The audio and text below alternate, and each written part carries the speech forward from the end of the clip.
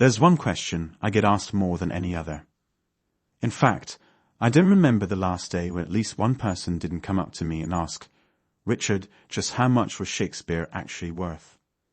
We all know this guy wrote books and plays and things that we were all forced to read in school, but much more importantly, how much money did the most famous author in history actually make? And what did he do with this money? Well, let's find out, shall we?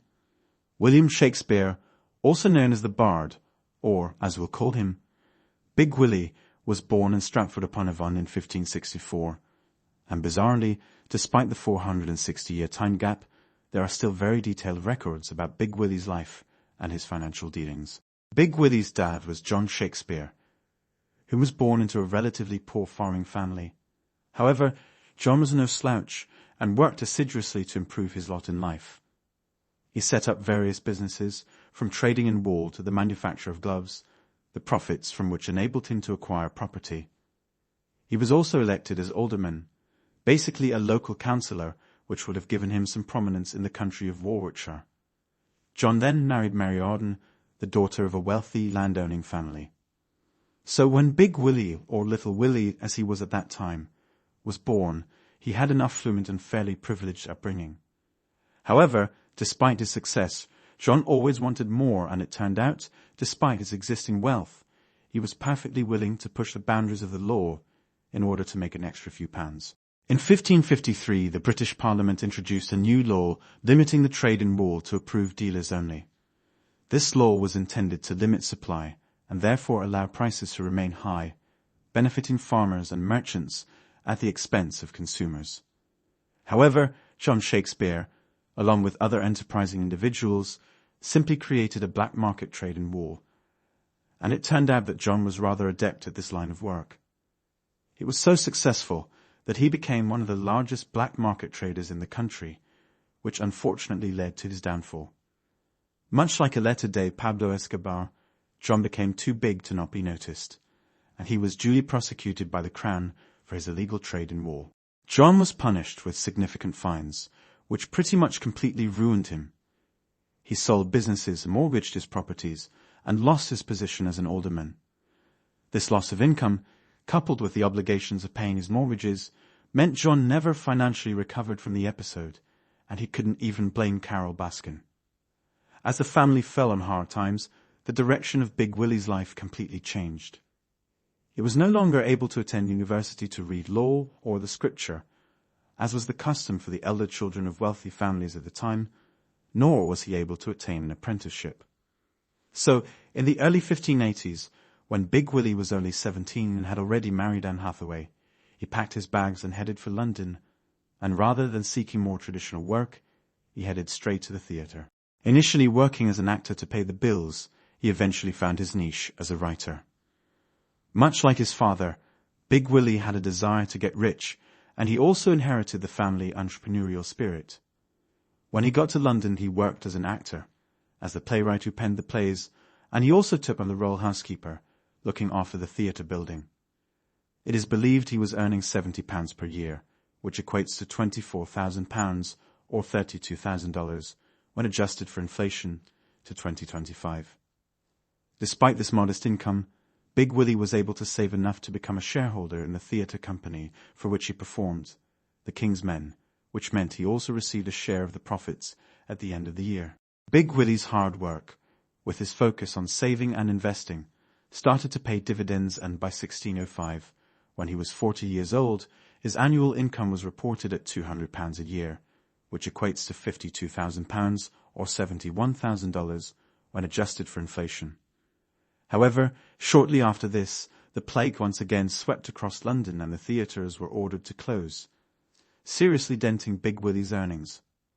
Just a few years later, on the 29th of June 1613, a fire swept through the Globe Theatre and burned it to the ground within minutes. It was around this time that Big Willie decided enough was enough, and he and the family returned to his native Stratford-upon-Avon. It was at this time, when he no longer had his income as an actor in the theatre, that his investments began to pay dividends. In 1602, he had purchased 107 acres of farmland for £320, equal to £86,000, or and $17,000 today, which was let to a tenant farmer. Then in 1605, he invested another £440, equal to £115,000 or $156,000 today, in tithes to provide another source of income. For the uninitiated, tithes started out in the 6th century, where people were obligated to pay 1/10 of their annual income to the church for ecclesiastical purposes. Over time, these tithes became the property of the state, effectively the earliest form of taxation, usually taken by the king to pay for wars. However, and as bizarre as this may seem today, tithes were actually tradable, much like stocks in public companies. So, what Big Willie had actually done was to pay £440 to purchase the right to the first tenth of income generated by certain farmers in Stratford-upon-Avon. Due to the meticulous record-keeping of the local parish, we know that these tithes generate an income of £60 per year, out of which £17 had to be paid to the Stratford Corporation for municipal affairs and £5 to the original tithe owner, which left Big Willie with a clean profit of £38 a year, equal to £10,000 or $13,000 today. This deal, which required no further work from Big Willie, generated a risk-free return of almost 9% per annum, far more than could ever have been earned in government bonds, and probably far less risky this time period. Big Willie splashed some of his newfound wealth on New Place, a medieval great house in Stratford-upon-Avon, the second largest house in the town. The house cost £120, equal to £24,000 or $33,000 today, and boasted 30 rooms, 10 hearths, 5 gables, an orchard and land, and an expansive courtyard. A similar property in Stratford today would fetch a price of approximately £5 million. This means, in just a couple of years, Big Willie was able to spend more than £1,000 on property and investments, equal to £262,000 or $350,000 today, which generated significant income for the bard. Plus, he still owned his shares in the King's Men Theatre, which was again generating income after the plague passed from London. Not one to rest on his laurels, Big Willie continued the spending spree when, in March 1613, he paid £140, equal to £30,000 or $40,000 today, for Blackfriars Gatehouse, which, not coincidentally, was next door to the Blackfriars Theatre. You may have noticed we're now in the year 1613, when Big Willie was already 49 years old, and we still haven't started to account for income from his literary works. All Shakespeare's earnings to date have been from his acting, association to the King's Men Theatre, and passive income from his land holdings. Well, the man obviously earned some money from his work, but surprisingly, it wasn't that much. In fact, the sole income during his lifetime from his literary work was from the sale of his manuscripts to the King's Men Theatre Company, where he earned £8 for each manuscript. That equates to £2,100 or $2,800 today. As a comparative of the time, a goldsmith, a skilled and respected profession, would earn between £6 and £8 a year, which shows Big Willie was earning some money from his work, but possibly not in the magnitude that we may have expected. On the 23rd of April 1616, on his 52nd birthday, Big Willie expired, and his limp remains were buried in the family plot in Stratford-upon-Avon. On the reading of his will, he bequeathed a relatively modest sum of £355 in cash, which equates to just £78,000 or $105,000 today. In addition to this cash, Big Willie had extensive property and land holdings. There was the family seat, New Place, the farms and land, holdings of gold and silver, investments in the theatre companies, plus the tithes he had purchased. All told, these accounted to approximately £2,500, which when adjusted for inflation amounts to £590,000 or $800,000 today.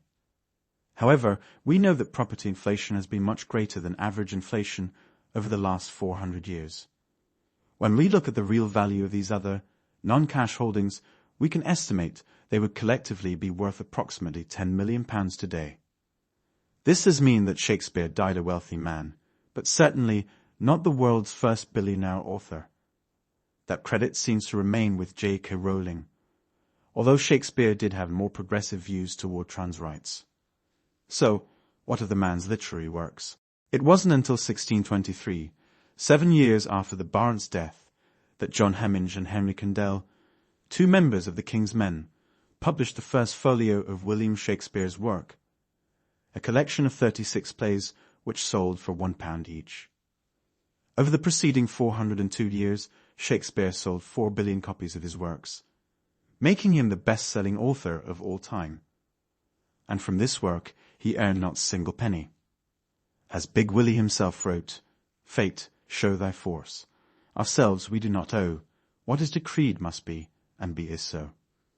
I'm not quite sure what the lesson is from Shakespeare's life. Maybe, if you live for 400 years, you'll earn an absolute fortune. Anyway, that's all I have for you today. Thank you for watching, and I hope you'll join me next time for more of the same.